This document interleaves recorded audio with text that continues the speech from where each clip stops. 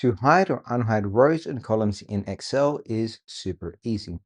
What you want to do is select on the column, right click on it, and then scroll down to where it says hide, or if you're unhiding, the unhide option. If you want to hide multiple columns, simply select on, say for example, C, hold shift, and then select all the way to E.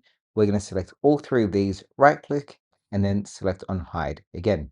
Super easy to hide them. Now we can see A to F, so everything in between is hidden.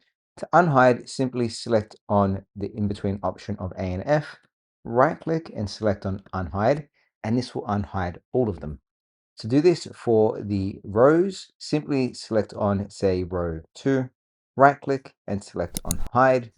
You can choose multiple by selecting on a number, holding shift and selecting a few more underneath, right click and choose to hide.